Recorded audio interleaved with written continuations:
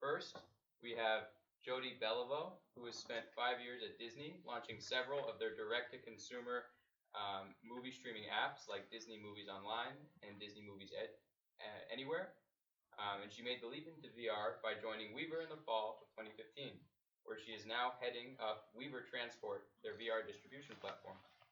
And we have Peter Wilkins, who helped invent 360 video in 2013 when he saw the potential for immersive video using the Oculus Rift. He created the first movie for virtual reality, Zero Point, and then founded Emergent with the mission of making it easy to capture and share your life using using VR. But before virtual reality, he was an R&D engineer at DreamWorks, where he worked on Academy Award-nominated films like Kung Fu Panda 2 and How to Train Your Dragon 2. He also worked on AAA titles like The Bureau, XCOM Declassified, and BioShock Infinite. A great game. Yeah, and then we have Jazmin Cano, who has been developing 3D content for VR games and education since her first VR experience using the DK1 in 2013. Most recently, she operates as High Fidelity's marketing and events coordinator, organizing hackathons and meetups in the virtual world and in person. And then we have Carl Taylor, who I skipped over, who is also very, very cool. He is a software engineer at AltSpace VR. Before starting in VR, he was a technical director at Lucasfilm and DreamWorks Animation, and he studied computer science at Cal Poly San Luis Obispo. We also have Sophia Dominguez, and she is the founder of All Things VR, a weekly VR newsletter, and also the entrepreneur in residence at Rothenberg Ventures. She was the first person to travel the world using Google Glass and document how people related and reacted and experienced seeing this new technology for the first time. And then we have our great moderator in Gemma Busoni, who is the co-founder of Discover Labs, which is dedicated to using immersive technology to create the most compelling educational experiences. So with that, I'm just going to leave it off to Gemma to ask some questions. Yeah, have a great time, everybody.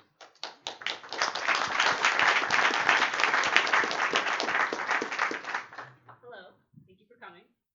So we're going to start with a pretty general question so we can get a feel of where you guys were when VR came out and where you guys are now.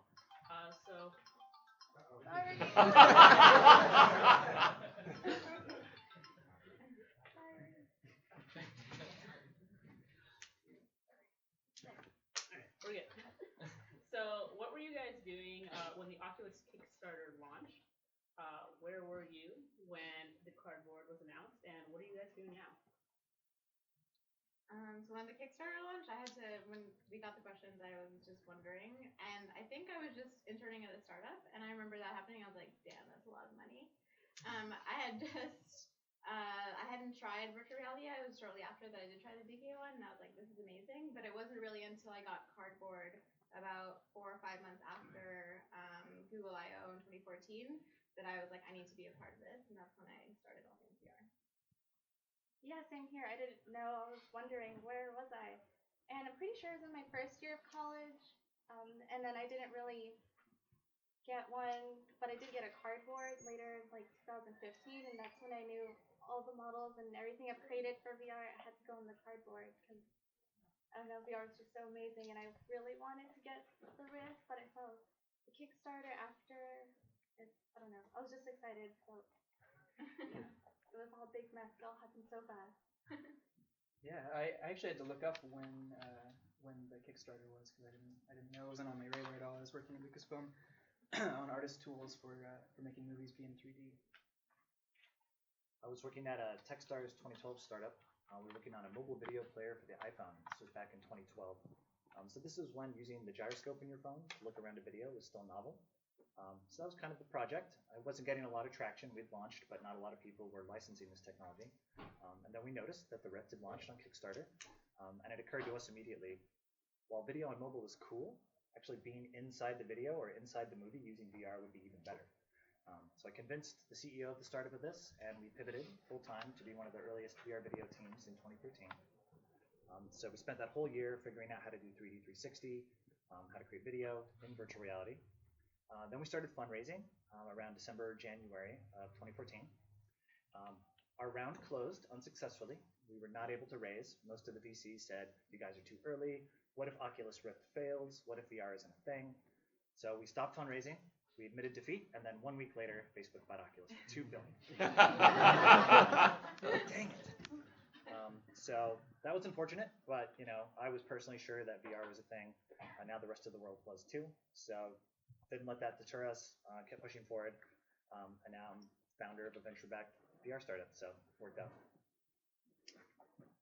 I was at Disney Interactive working on the streaming app, and I immediately booked my travel to CES because I knew they would be there.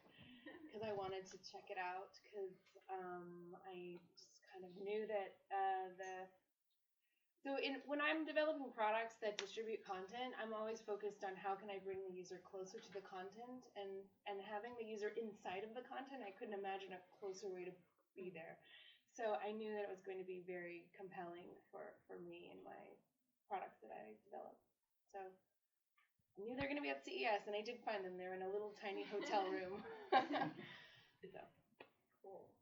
So do you guys remember what it felt like when you tried VR for the first time, whether it be on a cardboard or a DK1 or a DK2?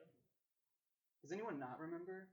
That's like it's such a huge experience, right, for so many people. So for me, it was I was at a friend's house, a DK1, and I think he had like some like Batcave demo and a roller coaster. Yeah. Roller coaster? Yep, roller coaster. Well, what did you think when you tried the roller coaster? I loved it. Yeah, Really? Yeah. I didn't throw up. It would probably have been a different experience. I probably would not be up here today if I had thrown up, but I didn't. So here we are. I actually tried the Avignon Glyph for the first time. That was my first virtual reality experience, and I don't know if you guys know, but they're like this device that are more like headphones, and they don't have screens. They have 20,000 mirrors, and it reflects light onto your retina. And it was huge at the time when I tried it. Like I remember putting on like a box or something, and then they showed me like what the prototype was going to look like. And after I took off the headset, I went up and hugged the creator, and I was like, "You've done it. This is amazing." And then that's when I was like, "All right, I need to find a DK1. Where is it?" And then sure, like a week later, I remember trying the DK1. So it was amazing. I think, my first VR experience was in 2013, towards the end of the year. One of my instructors at art school had a DK1, so we got to try it, and I was on top of this pastel-colored sky on a platform, and I remember screaming because I thought it would fall, but it was also awesome, so I didn't want to get out of it. And the class that I had him for was a building world class where you're making 3D environments, and that was when it clicked where it was a life-changing moment. I loved what I was experiencing because I was there in this other world, and I had to bring all that I'd made in that class into VR. So for me, it was DK1, spring 2013. So we loaded up, and the very first demo that shipped to the Oculus SDK was Tuscany. You guys remember Tuscany? Yeah. You tried Tuscany? So it was two things. It was, wow, look how 3D this is, followed very quickly with, wow, I feel terrible. So that first sense of nausea from the DK1 lasted 8 hours. It was really bad. So you really had to get your VR legs back in those days. But there's no question that it was a compelling experience. For me, we had the Oculus team actually come to the studio and give us a demo. And so I don't know if it was Tuscany. I just remember it was maybe a medieval scene, and I just remember looking around a pillar, and I was like, what? Did I just do that? Did I just look around something? And like that was that presence, I guess, that first time that I felt that. And pretty powerful, even though the demo was a little crude. But A little crude, I think is what most people will say about their first VR experience. So what is the most interesting application of AR or VR that you guys can see right now and in the general future? So I mean, there's interesting applications, and there's interesting, like I think Discover is amazing. I think being able to learn in virtual reality is going to be really huge. I think the most fun that I'm having in virtual reality right now is this application called The Wave, which allows you to create music in 3D space. And it's very hard to explain, but imagine, and I'm not a musician at all, but I love SoundCloud, listen to music all the time. So imagine like a synthesizer, but it's in 3D space. and every single sound has a different color, and depending on where you put the color in 3D space, it makes a different noise. And it was the first time I ever made a beat in my life, and it was so easy, and I really, really enjoyed it. And then that's, reminded me about how powerful it is to learn in virtual reality, and how much easier and visual things can be when you're actually learning. So that's definitely my favorite. I really like all the creative apps, like visually creative, like sculpting sort of, whether it's Tilt Brush or there was another one that was at SVVR, like VR Sculpt or something with Sculpt. Yeah. Sculpt VR, yeah. Stuff like that. You feel like a fucking wizard. You're like building this amazing stuff in front of you, something that you could never do in real life. So many people just click instantly with that who've never tried VR before. Those are super interesting to me. And then I also love anytime you see an app add a social component where people are not only doing the thing that the app was maybe originally meant for, but then doing it with other people in VR. It seems so additive. Yeah, I think outside entertainment, 3 areas that are super interesting to me. There's a startup called Cyrus that's using VR for mental health. They're helping people get over their phobias in VR.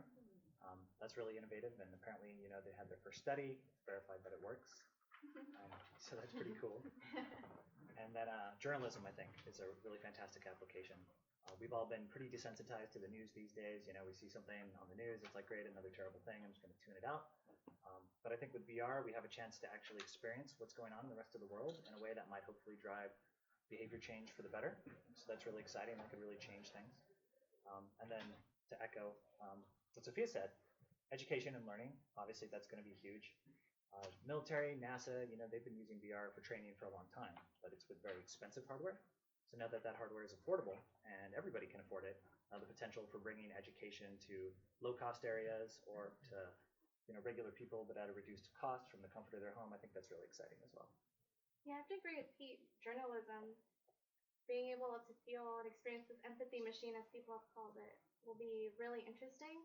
I've been seeing a lot recently the talk about giving jury VR experiences to see if they would approach it differently. That's really interesting, along with medical health applications. I've seen startups that show that VR can help patients reduce pain, get over their fears. Different applications that are non-gaming are going to be very interesting. I mean, your answer was fabulous, but I think the first time I tried the blue, interviewing for Weaver, I immediately thought, wow, you're bringing a whole world to someone, and so giving that access to the world to all people of handicaps or non-handicaps. So kind of exposing that to the world. And then the other thing I thought about, I have a lot of friends in the trans community and all of their battles that they're fighting right now with bathrooms and stuff. I thought immediately about empathy and how you could, I think it was my nephew, I put him in some beach VR, and he looked down and he had boobs, and he was like, oh my God, I have a rack. And I was like, oh, you could then I kind of took it the next step further and was like, wow, we could really, we could really use this as a teaching tool to kind of put people in the shoes of others. Well, you guys all mentioned non-gaming applications. What about gaming applications? Do you see it really, really taking off for gaming, or do you think it's something that's going to be kind of like, say, the PSP Go or the PSP Vita that kind of died and dwindled after very much initial hype? Zombies all the way. Oh my gosh, Brookhaven experiment. Yeah. No, gaming is going to be huge. I think it's just so obvious. Yeah, and the PC gamers have the computers to run it. They have the graphics card. They're willing to spend money. They're going to drive the initial industry forward. But I think all of us here are just more focused on the non-gaming aspect, and so that's why we're not talking about it. But it doesn't necessarily mean that we're not into it. So there are so many different paths in VR, right? There's art, there's evangelism, there's programming, etc. Which one of those are you guys most excited to follow, or what are you involved in now, and what do you hope to dive into later on? Well, I started off at High Fidelity, where I'm working at now as a 3D artist, and that's just what I went to school for. It's what I know. and it's also what I do in the first half of my days. But now I'm doing marketing and event coordination, and it's really interesting. I'm excited to learn more about how that works in VR because it's hard to explain to people what VR is or what the experience is like because it's something they have to try. So working around that and getting people in it, getting excited, and then just showing everyone the different applications VR could be used for, that's something that's very exciting. What are you seeing at hackathons? Hackathons? Oh, Yeah. people are making a huge variety of things. Games, not games, musical applications, team building applications. Like team here from Stanford went to one of our hackathons and made a team builder exercise where they get to make pizzas and throw them in the oven, something like that, or even musical applications using 3D space, building classrooms in VR, a lot of different things at hackathons. I think we're all kind of VR evangelists to some degree, right? Like even if that's not our regular job, so much of like the VR industry or the consumer market's so tiny that everybody kind of has to be championing it and showing it. Every time we demo at someplace like this, I'm sure, like how many people here just tried VR for the first time? A few. And there's tons more, the people in here probably the more VR hardcore people, but there's so many people that are just trying it for the first time that everybody, when you're demoing it someplace, you're showing it to new people. Yeah, I mean, at Rotherham Adventures, every time there's an event, like yesterday I was asked, oh, could you work from like 10 p.m. to 2 a.m. demoing the Vive? And I was like, sure, I guess, like if I have to. But I mean, like anytime that they go somewhere, it's like bringing the Vive, like bringing Samsung gears. And I feel like everyone on this panel, they probably, 9 times out of 10 always have a Samsung gear in them or always have some sort of thing to show the next person, to show their friend what VR is. Because, I mean, a lot of people that you talk to who like don't believe in virtual reality haven't ever tried it. And if someone's not impressed with Samsung gear, you're like, okay, just come to my office in like a few days and try the Vive. And then they try the Vive and they're like, okay, game over. How can I get involved? So I think, yeah, like what you're saying, that everyone is an evangelist, and if you believe in virtual reality, always demo virtual reality and like show your friends, because this is the only way that it's going to be successful is through people like you who are pushing the industry forward. So don't forget that. Yeah, you can't explain VR to people and have the idea get across. You have to show it to them. Mm-hmm. Yeah, I think we've given thousands of VR demos now, and out of all those thousands of demos, only 2 people had a negative reaction. I think VR has been in our culture, our movies, What was it? our fiction for so long. It was really strange. It was just like, one was a VR video, and the person just was like really skeptical, like, oh, there's a person over there? That's stupid. Okay. So I think both those people, honestly, though, they aren't, maybe the first people to embrace new technology. So, Okay. could have been a little of that. I'm like, what? I know. It's very strange. It's very strange. But by and large, everyone loves it. So, yeah, you definitely have to try it. Yeah, I have something to do at Thanksgiving every year now. Demos in the garage. Evangelizing. I'm fairly new to the industry, actually. Like, I've been in, the term is flatties. I've been in the flatty business for so long. That I'm getting evangelized and then just spreading it throughout my network. I mean, I think in terms of like what I'm most interested in figuring out is the business model and the market for it. I think what you're seeing with this whole new arcade kind of setup and that the movie theaters are starting to do, and since there's such a scarcity in the market of equipment, I think that's going to be a very interesting space. So I'm curious on the business side of it and how that will evolve.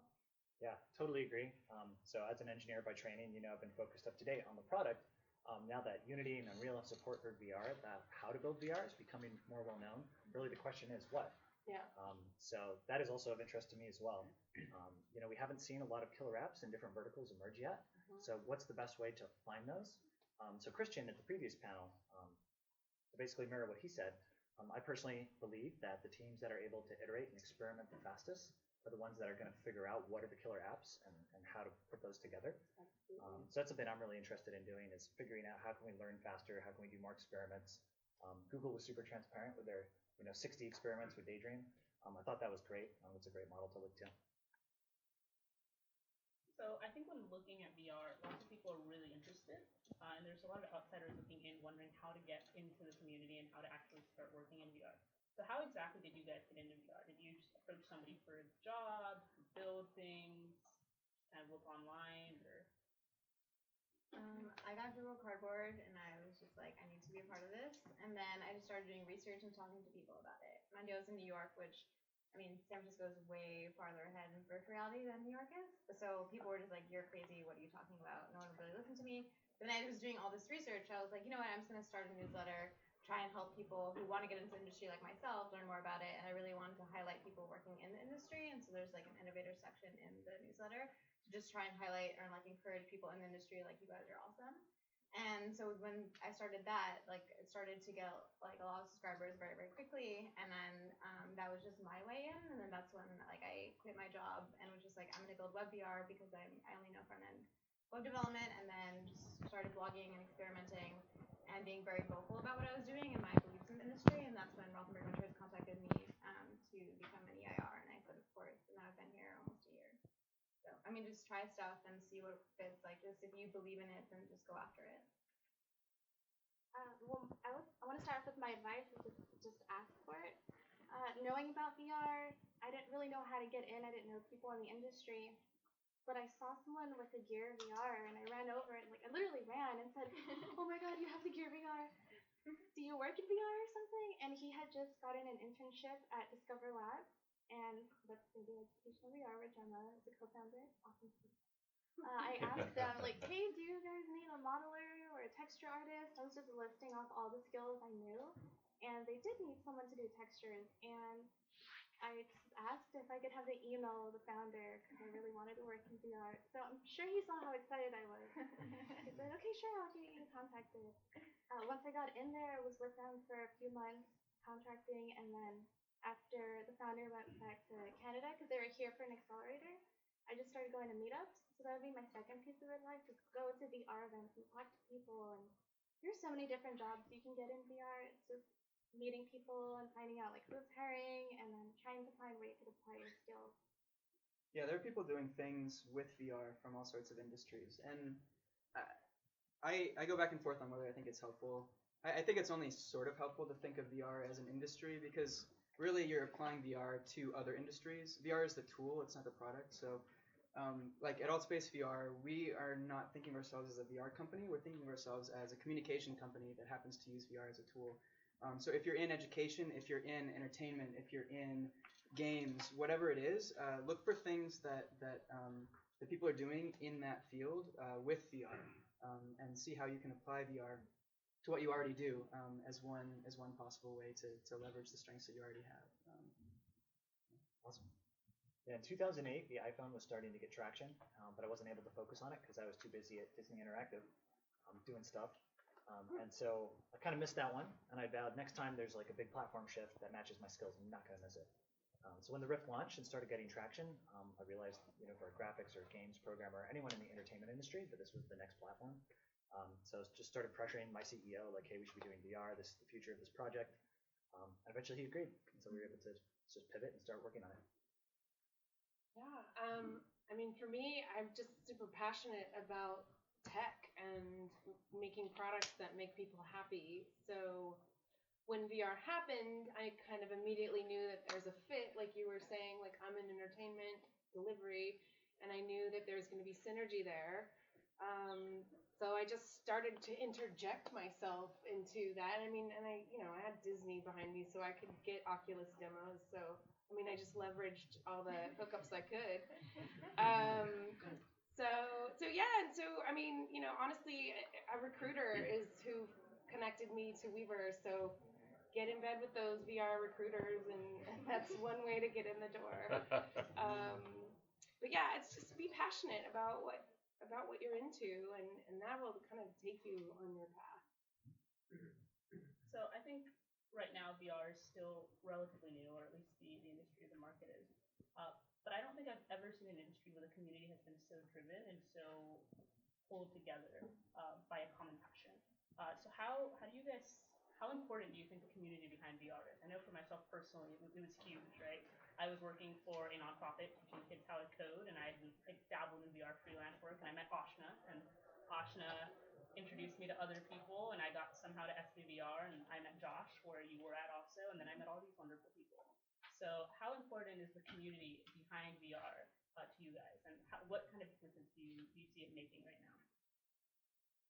I think it's massively important. VR is so new and we're still learning so much. Anything we can share with other people, whether it's insight or just getting other people to try your work, getting ideas from other people. Things are changing so fast. Like you said before, there's no killer app yet. There's so much to figure out.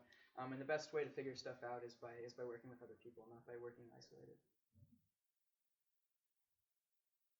Yeah, I totally agree. I think that's definitely a pretty common consensus between everyone. The community is astounding. Yeah, the community is amazing. Everyone's so supportive. But to be fair, this is the first time that I feel like I'm an active adult in an industry. Like when the mobile phone happened, like I was just like, great, I get a cell phone. Like I was in middle school, you know. I wasn't part of this movement. Well, that was my phone. Everyone's phone is so small.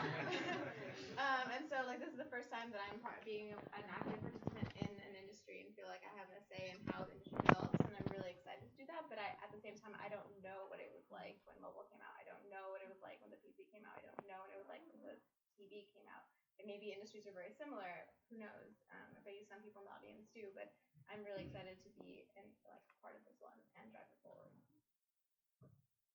I mean, I definitely agree with everyone. It's extremely important. You know, the support of this community is how I've met, you know, people that I've hired, people that support us, the people we work with. It's why I'm here today.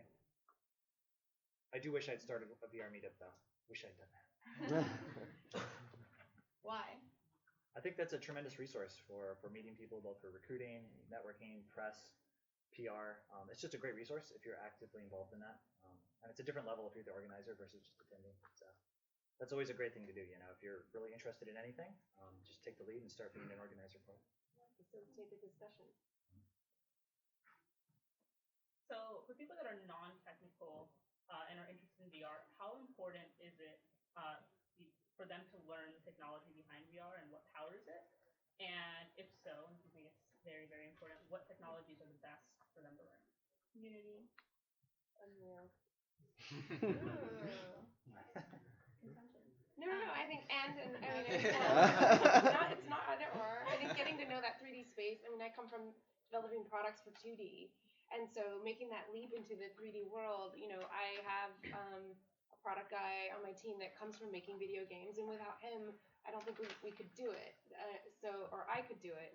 Because I definitely need that voice, and you know, Tilt Brush has actually been really cool for kind of doing mock-ups in VR, just to kind of get a sense of placement and buttons and stuff. So that's been a very good teaching tool for me. But yeah, I mean, I think marrying that those 2D sensibilities or what your common user is used to today, and then with the gaming 3D sensibilities. Is very powerful and important. And so learning how to work in Unity and Unreal, and I mean, I've downloaded the free thing and I'm trying to play in that. You know, getting to know the tools that people use to actually create these products is important. And now I'm shooting just so I can know what a VR content creator goes through, like whether it's stitching or kooky software or how do I make this 360 video now interactive, because we're seeing like a 10-to-1 metric on engagement on interactive pieces versus 360. So clearly interactive is the way to go. So how do you make those content pieces more immersive? And so, you know, really getting inside of that user and figuring it out is going to help me build a better product. Yeah, I think that definitely depends on what it is specifically that you do and what you want to be doing. Anything that, like if you're just a pure creative, if you're a 3D modeler or a painter or something like that, whatever it takes for you to be able to see your work in VR on your own and iterate and learn how things look in VR, that's super important. But to me, it depends on what you're wanting to do. The more self-sufficient you can be, the better, obviously. But finding people through the great VR community that can fill in the gaps is also a way to do that. Yeah, I've seen a lot of small teams. So, like, no matter what role you want to approach, I feel like learning how to prototype in either Unity and Unreal to make standalone apps, just to understand the workflow and what your team members will be going through to communicate better. I think that's a good way to start. Just learning how to prototype, build the most basic thing, and kind of get the flow of that. I just saw a blog post the other day. Someone did storyboarding in virtual reality. It was really cool because it talked about like the storyboards, you know, you do frame by frame by frame, but you can't do that in virtual reality because there is no frame. And so the way that they designed it was they put like this little stick man in the middle, and then like had to design all around. And I was like, oh, that's a very good way to think about it. And you can do that for, film, you can do that for interactive experiences, you can do that for anything in virtual reality. And it's free online. He just like put it out there. So if you guys want to do any storyboarding, there's already a resource available online.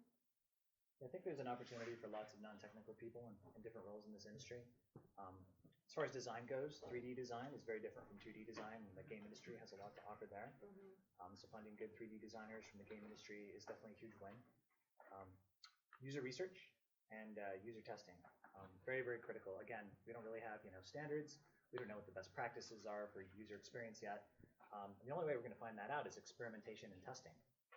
So being able to be really good at organizing user tests, recruiting people, and then being able to learn a lot from those, I think is a key skill right now that anybody can learn. Product management, always valuable. We've been learning that at our startup, how important that is. Got to get that right. Yeah.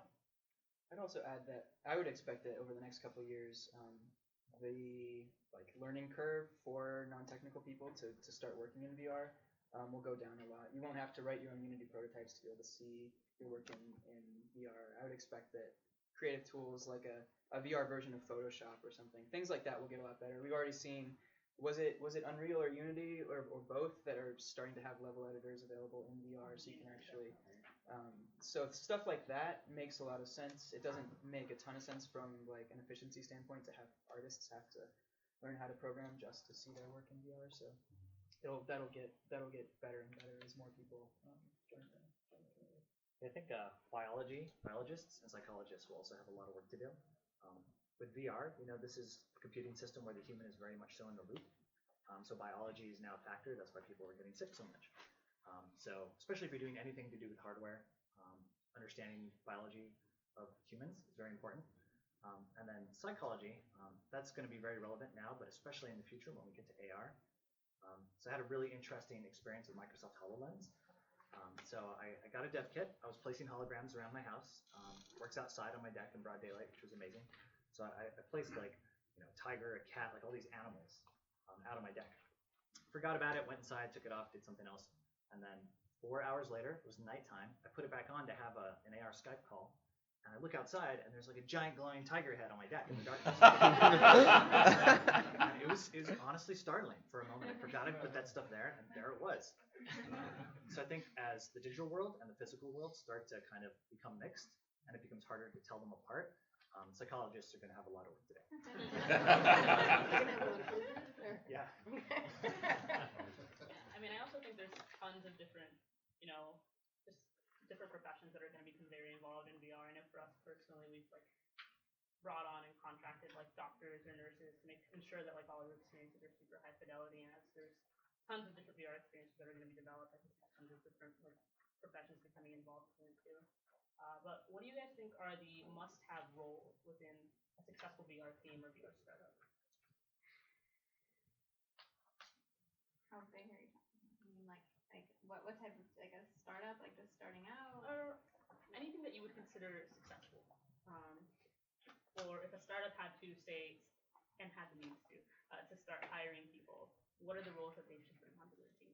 I mean, so far it's just 2 people, right? You just need passionate people. It doesn't really matter how many, but you need people who believe in virtual reality. You obviously need an engineer. You need design-focused person, but the design-focused person can also be the engineer, and product managers. So just someone to be this is what the priority is, and this is how we're going to build it. But it can be 1 person, it can be 2. I mean, ideally, it's more than 2 people. Yeah, I think the minimum team for us would look like a Unity or Unreal programmer, so somebody who can do the implementation. A 3D designer, so somebody who can tell and work with the engineers to what to build. And then ideally a technical artist. You have to create a lot of assets, depending on what you're doing, more or less, but you're going to have to create some 3D assets and 2D assets. So having an artist of some kind, huge win. For us, that would be the minimum. I think nice to have beyond that would definitely be product manager. An audio person. Common people say audio is always the last thing to Audio add. is so forgotten. True that. Yeah. It's so important. And it's so powerful. Yeah. I forgot it until you just reminded me. So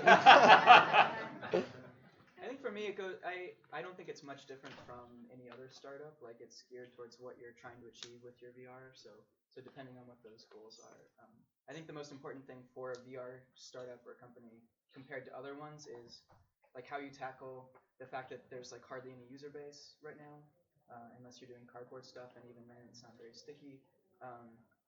And how you're prepared for the future, how you're experimenting, making sure that you're trying a lot of things. Those are the differences to me between a VR startup and maybe a regular one. Finding people that are excited about that. Yeah, we shouldn't underestimate the value of marketing and PR as well. This is a really trendy space that tons of people want to be in. So finding a way to differentiate and clearly communicate what it is you're doing to people in a way that's accessible is really, really important. Because for people that aren't familiar with VR, it can be kind of a lot of jargon, a lot of acronyms. It's unclear what you might be doing. So I think there's a ton of value for marketing and PR right now. Well, stemming off of that, having people to test with that aren't enthusiasts is so key. Because an enthusiast will do anything and will go through anything to use your product, but people who are not in virtual reality are usually the best testers. If they can understand what to do, then you're onto something. Jody, so you've managed multiple products in the past. What makes managing a VR product different or the same to that? Well, I mean, I've done a lot of web and app management and certainly different product lines. I think what's new for me in VR is now I built a PC app, which is like fun. Testing that is a pain in the ass on my kids that have a Mac. I mean, just getting used to building a PC app and the deployment of that and that whole process.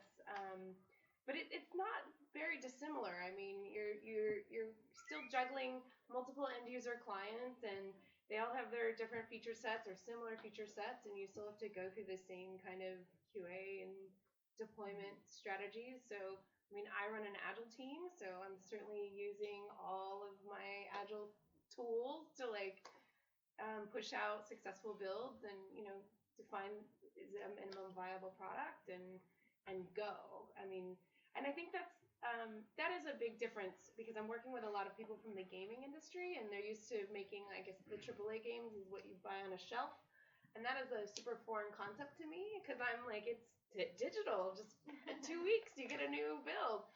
So figuring out that culture of that waterfall perfection culture versus the Agile good enough culture, and finding a way for those two things to live together has been, I guess, the most challenging part for me. But in terms of managing multiple products, it's always hairy, and you just have to be very clear about what your priorities are at the time and not get overwhelmed by the huge picture that you have before you. Sophia, you are an entrepreneur in residence at Rockville right now. What exactly does that entail? I have no idea. Great answer. And I think if another EIR was up here, they would also say no idea. I think it's totally dependent on the firm that you're part of.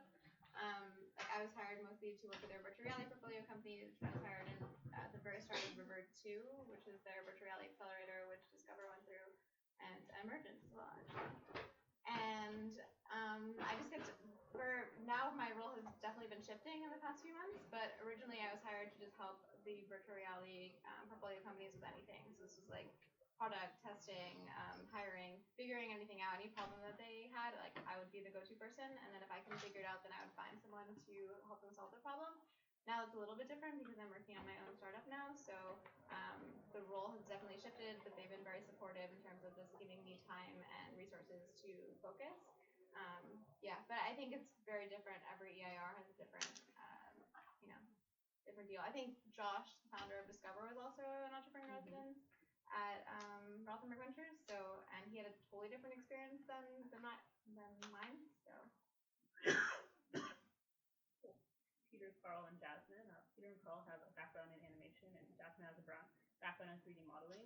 How has that background been particularly helpful in VR, AR? Well, when I first started, I was doing artwork, 3D artwork for indies, so video games. And back then, back then, like last year. I didn't have to worry about the poly count or how many textures I was using really, because the engine could handle it. It was on a 3D surface, whether it's mobile or PC. But going into VR now, almost any like intro to VR, building content creation, there's always that bullet point that's like keep your vertices, your tries at a low amount, so 50,000 to 100,000, that would be your range to go for, to go over it. It would be a bad experience. So having artwork that's not very optimized, when you put on like whatever headset it is, if it's optimized, it's smooth, like you can see what's going on. If there's way too many like big files or just a ton of triangles to be rendered, it'll start like shifting around and gives you a migraine. Terrible. So yeah, knowing the skills to make 3D models more optimized, less polygons, making your textures and all the artwork combined onto one file, that totally helps. So it's knowing those skills and applying them to the 3D models for the VR applications that have helped a lot. Yeah, I think that's. Yeah, DreamWorks, we used to take like over 24 hours to render a single frame, like a single still image. Now we have to do it in like what, 12 milliseconds or something? Yeah, crazy. For me, the only thing, a lot actually hasn't translated. Like some of the kind of like more general professional like skills and stuff, like how you work with people, how you work on a team, how you manage your time, those sorts of things, translated. The only real like technical thing that translated for me was I used to work on stereoscopy tools. So like when you go see a movie in 3D, you put on the glasses. I used to work on artist software for basically creating that 3D look, and that translated. Yeah, I agree. A lot from feature animation doesn't translate to VR because, as you said, you have up to 24 hours to render a single frame, so that doesn't really work. There are some basics about 3D that are applicable, understanding the basics about 3D geometry, character rigging, but for the most part, animation is going for very expressive character performances, which you can't afford to do in a real-time engine. VR and AR is essentially in a game engine. It's running in real time, so you have much less time to do everything that you have to do. So finding ways to get a same amount of expressiveness or character performance in a reduced amount of time is a huge challenge, and it's a very different challenge. Game industry, of course, is very applicable, but in both industries, optimization, as Jazmin mentioned, that's critical across the board, and finding ways to get compelling performances. Another thing from DreamWorks that I think might apply is storytelling, but that's pretty universal. Digital storytelling, that's an art. But it's just as important in VR as anywhere else. People like stories, whether that's on a screen or in VR, so that's very important. So my next question is going to be, are there any paradigms of animation or 3D modeling that no longer work? But it seems like in animation, most of them don't tend to. But what about 3D modeling? Is there anything different about modeling in VR? Very loose Something question. different that doesn't work now? Yeah. I guess it would just be, you can't have that awesome looking model anymore. Optimizing means you have to reduce the quality. So sometimes things won't be as high resolution. So when you get close to an object, it may not be as crisp. You'll see like fuzziness on the colors. A lot of the times you'll see avatars are presented not so realistically. So it's a challenge making avatars look like humans because we have lots of curves. We're organic beings, and it's very hard to capture.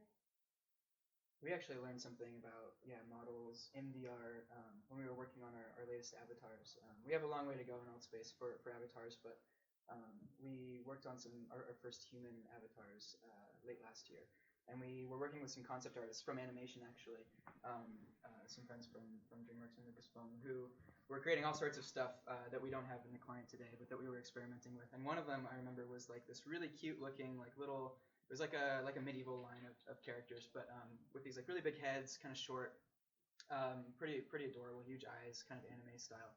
And we thought that looks awesome. That looks so cute. Let's put it in. We got our modeler to model it. We put it into VR, and there was this huge head. It was like in VR, the head was like this big. It'd be like if I like walked up to you with this, and this is me. It's super creepy. And like somebody inside that talking to you with this enormous head is like one of the most terrifying VR experiences. And so we realized that like one really important thing for our modeling process is to see things in VR as soon as we can, because it changes it completely. Something that looks great on the screen might look really bad when you actually feel its volume and feel its size and scale. So we actually found that we had to all of those like really big contrasts that you want to make. When you're just seeing something on a screen, they get magnified a ton. So a head that's just like 15% bigger, when you actually see it in volume, that looks like it's way more than 15% bigger. Yeah, I would say, probably the two things from our perspective that are the most different about VR are in the rendering. It could be in games, you can drop frame rate because something expensive happens, and that's okay. The game will stutter, no big deal. If you do that in VR, you'll make somebody sick. So you have to be super, super consistent about your rendering, and you have to render twice, one for each eye. So that's also expensive. But even more so than that, I think the design challenges around having a human in the loop and how they input into the virtual world and what you do to them, that's super, super important. For us, that's been the biggest challenge. So how do you move people through space? That's something that we've been debating for a long time now. The industry's kind of converged on this standard of teleportation. So you point where you want to go, pull a trigger, and you're there. So that works, but it remains to be seen if that's actually going to be the way it is forever. Chances are we might find a better way. There's a demo that just came out for Vive. I think it's called RuneScape. And they actually solved the locomotion problem really, really effectively. So when you're standing in place, you're in a first-person perspective. You can use your hands, you can fight, whatever. If you need to move, you essentially just start moving, and you leave your body, and it switches seamlessly to a third-person perspective. And then you're controlling your avatar, you run them around, and as soon as you're done moving, you're back in your body. It is weird. Like most games designed for either first-person or third-person, not both. So maybe we'll have to start designing for both in the future, but it's pretty effective. I thought of another thing. So something I've been noticing was that a lot of times 3D models aren't required anymore, where you need to build it and spend hours making it. So at high fidelity, you explore these virtual worlds using an avatar. These avatars can be 3D models, but also we have some that are scanned models, like humans. They sit at T-pose, and there's 100 cameras around them, snapshotted at moments in time. So now those models exist forever as an object. It's a 3D model, it's a model in 3D, but it wasn't made using 3D software. And we also have different environments where it was just scanned with a tablet or a cell phone. So a lot of the volumetric models that you get from scans on an iPad or a phone, or a capturing system, that is also coming in. So it's kind of bringing in new types of modeling, and not just Maya, Max, or Blender models, but more real life objects. What does the avatar that's taken with 100 cameras look like? So I want to say they're more they're realistic ones, but there's still that one little thing that's just they're not real humans. So that's something we're working on. What do you think of the way that a company like 8i is kind of rendering their models? Tons of cameras around it. Is it the one that's like a point cloud or something? Yeah. It's like volumetric. Yeah. I think that's super compelling. I think 360 video is a transition. It's very compelling, but you're fixed at the point of capture. You can't actually move around. You can look around, but you can't move. So I think that's temporary. I think in the future, we're going to be able to attend, whether it's virtual worlds or real-life events, sporting events, concerts, in real time, and you'll be able to be there in near real time, looking around and moving around in that space. So 8i is starting to figure that out, figuring out how can we get essentially 3D video, where the person is actually a 3D model that's animating, and you can view it from any angle or distance. So generally, that class of asset is known as photogrammetry, and I think that's going to be critical to VR's future going forward. I kind of disagree. So one of my friends, who's just the most insane person that I've ever met in my whole life, she's very, very intense, and she watches every single TV show, every single movie, every single everything. And she got a Google Cardboard, and she was like, "It makes me so interactive. I don't like it." And I was like, "Have you tried what do you mean you're interactive with the Google Cardboard?" She's like, "When I get home at 7 p.m., I want to binge watch everything." And that's the only thing that I want to do. And this is so much of how people are today. And so I think that in as much as 3D is really, really great, and it's going to be a huge future of virtual reality, I also think that 360 video and videos and flat things to just sit back and relax and consume is still going to be huge, and is a different part of virtual reality. So I think that not, especially after seeing how she reacted to it, like not everything has to be interactive. Like you don't have to like mess around with everything. Like when you watch Netflix, you want to like it's called Netflix and chill for a reason. It's the lean forward versus lean back conversation Yeah. that's been going on in the business for 16 years at least that I know of. It's finding that niche market that wants to lean in and interact with it, which is very small, honestly, and then the larger market wants to lean back. Yep. But with the metrics that we're seeing, at least with this, I mean, maybe the demo that's in VR right now is the whole lean forward crowd because they definitely want to interact with their content. So that is awesome. Thank you very much. And we'd like to take one or two questions from the audience. What do you think it's going to take for VR and AR to go from being something you use occasionally to something you use as often as you use a cell phone in your pocket? I would say the ergonomics. Once it's the same device and it's like a pair of sunglasses Yeah. that you can just wear anywhere, I think that'll be pretty prevalent.